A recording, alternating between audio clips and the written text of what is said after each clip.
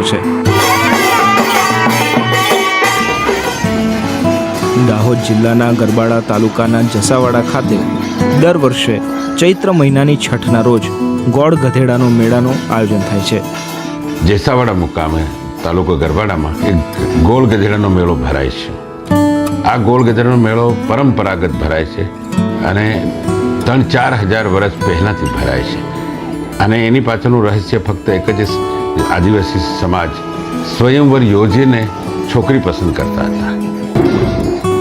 ગોળ ગધેડાનો મેળો આદિવાસીઓની સદીઓ જૂની સ્વયંવરની પરંપરા રજૂ કરે છે, જેમાં આદિવાસી યુવકે 25થી 30 ફૂટ ઉપર લાકડા પર ચડવાનું હોય છે। જો તે આવું કરી લે તો તે મનપસંદ યુવતી સાથે લગ્ન કરી શકે છે।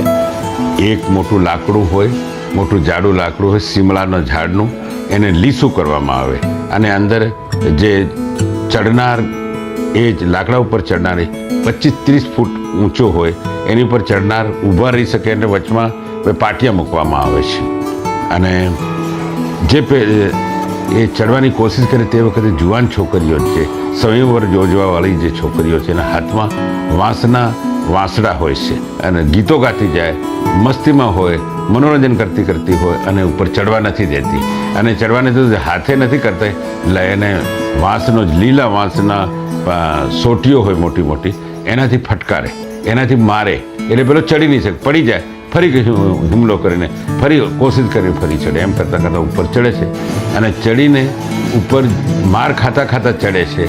માર ખાતા ખાતા ચડીને ઉપર જઈને ત્યાં ગોળ અને ધણા લટકાડેલા હોય છે થેલીની અંદર, એ ઉપર ચડ્યા પછી હાથથી અંદર નાખીને ગોળ અને ધણા કાઢીને જે પેલા નૈવેદ્ય કરે એવી રીતે ગોળ ગોળ ફેરવે છે અને નાખે બધી જગ્યાએ છોકરીઓ ઉપર, આજુબાજુની પ્રજા ઉપર, અને એને એમ થયું કે હું આ જીતી ગયો છું આ સ્વયંવર, એમ કરીને પછી એ ખુશ થાય છે પહેલો અને ત્યાર પછી નીચે ઉતરે। એટલા માટે એ ગધેડો બને છે, ચડનાર ગધેડો બને છે, એટલા માટે એને ગોળ ગધેડો કહેવામાં આવે છે।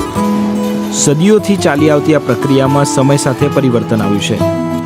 હવે અહીં પરંપરાગત રીતે મેળાનું આયોજન તો થાય છે, પરંતુ સ્વયંવરને કોઈ પ્રાધાન્ય નથી આપવામાં આવતું। આ પરંપરાગત ચાલે છે।